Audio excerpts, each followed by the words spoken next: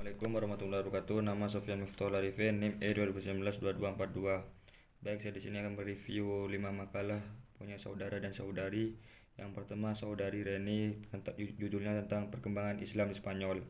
Periode pertama yaitu 711 sampai 755, berada di bawah pimpinan para wali yang diangkat oleh Khalifah Bani Umayyah yang berpusat di Damaskus, yaitu yang periode kedua 755 sampai 912 di bawah pemerintahan seorang amir tapi tunduk terhadap pemerintah Islam yang dipegang oleh Khalifah Abbasiyah di Baghdad.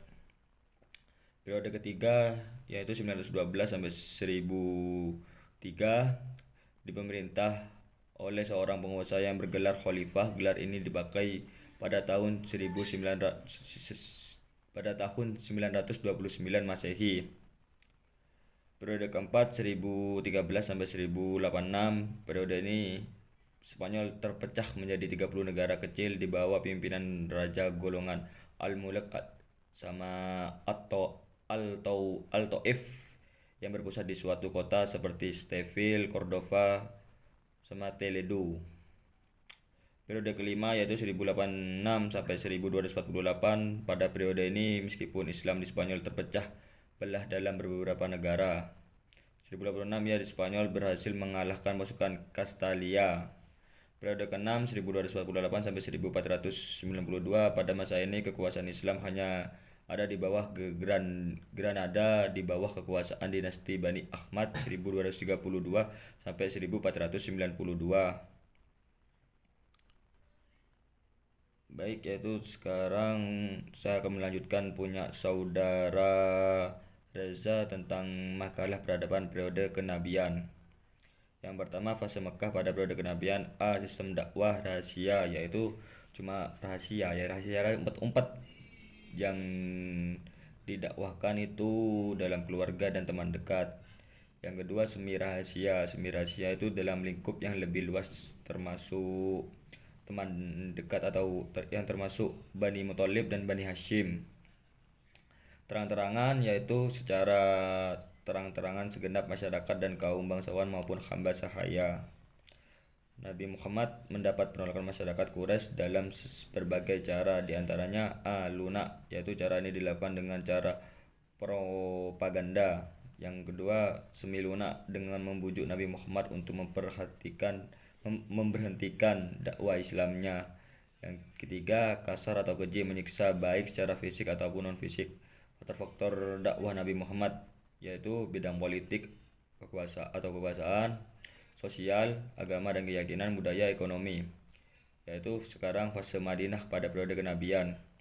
Ciri pokok di dalam periode ini adalah pendidikan sosial dan politik. Rasulullah membangun tempat ibadah yang selain di dalamnya bertujuan untuk ibadah tetapi juga untuk mempersatukan kaum muslimin. Terjadilah sebuah solidaritas antara masyarakat sekitar. Sistem militer yang dilakukan Rasulullah dengan cara berperang bertujuan untuk melemahkan musuh sehingga mereka dapat mengakhiri perlawanan, penolakan, permusyawaratan terhadap tugas Nabi. Yaitu selanjutnya saya akan mereview saudari Sally, yaitu yang berjudul Islam Nusantara. Islam Nusantara, pemetaan iklasifikasi asumsi terkait proses masuknya Islam ke Nusantara sebagai berikut. A. Teori Timur Tengah atau Arab pada abad ke-7 Masehi, didukung beberapa ahli yang melakukan penelitian terhadap masuknya Islam ke Nusantara. B. Teori Cina pada abad ke-9 dan Persia pada abad ke-13. C. India pada abad ke-13 Masehi. D. Dan teori Martino, yaitu yang kedua tokoh-tokoh penggagas Islam Nusantara, Wali Songo, kelompok syair dakwah Islam yang kerap disebut juga Waliullah. B. Pasca Wali Songo beberapa tokoh adalah Hamzah Fansuri, Syekh Muhammad Arsyad Al-Banjari, Syekh Muhammad Yusuf Al-Makasyari, Syekhona Khalil Bangkalan Madura, Kiai Haji Muhammad Hasim Asy'ari. Baik, saya selanjutnya akan menjelaskan tentang Perang Salib punya saudara Fawaid. Perang Salib merupakan perang terbesar sepanjang sejarah peradaban dunia, upaya penyelamatan daerah kekuasaan yang terbalut gesekan doktrin agama antara Islam dan Kristen menyebabkan kerugian yang besar bagi keduanya, baik dari segi moral maupun materi. Terdapat beberapa versi mengenai perang salib. Ada yang mengatakan 3, 7, 9 periode pengklarifikasi perang salib dalam beberapa periode ini tidak cukup memuaskan karena memang tidak ada batas yang jelas antara perang satu dan perang berikutnya. Baik, saya akan menjelaskan yang terakhir yaitu tentang peradaban pra-Islam punya saudari Karin. Yang pertama yaitu peradaban masyarakat pra-Islam tidak memiliki norma-norma kehidupan sangat semawut, disebut zaman jahiliyah. Yaitu selanjutnya saya menjelaskan tentang Arab pra-Islam dilihat dari silsilah keturunan dan cikal bakal para sejarawan membagi kaum bangsa menjadi 3 bagian, yaitu Arab Ba'idah, kaum Arab terdahulu yang sejarahnya tidak bisa dilacak secara komplit. Arab Aribah yang berasal dari keturunan Ya'rub bin Yasjub bin Qotan atau disebut pula Arab Qothaniyah. Yang ketiga Arab Mustaribah yang berasal dari keturunan Islam yang disebut pula Arab Adniyah. Yaitu yang kedua sistem politik dan kondisi politik sebelum pra-Islam, yaitu Raja Asyabiyah amat kuat dan mendalam pada mereka sehingga bila mana terjadi salah seorang di antara teraniaya maka seluruh anggota-anggota kabilah akan bangkit membelanya. Kekuasaan yang berlaku adalah sistem diktator.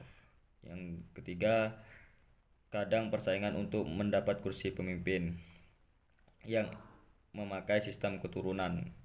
Baik, yang terakhir yang ketiga, sistem kepercayaan dan kebudayaan mayoritas mengikuti dakwah Islami Ismail alaihissalam, yaitu menyerah kepada agama bapaknya yaitu Ibrahim alaihissalam. Kemudian Amr bin Luhai mengadakan perjalanan ke Syam. Di sanalah dia melihat Syam menyembah berhala. Yang selanjutnya yaitu selain itu percaya kepada mengindit nasib dengan anak panah di dalam berhala Hubal. Yaitu selanjutnya mereka juga percaya dengan perkataan peramal, orang pintar dan ahli nujum. Baik, cukup sekian menurut saya. Apabila ada salah kata mohon maaf. Assalamualaikum warahmatullahi wabarakatuh.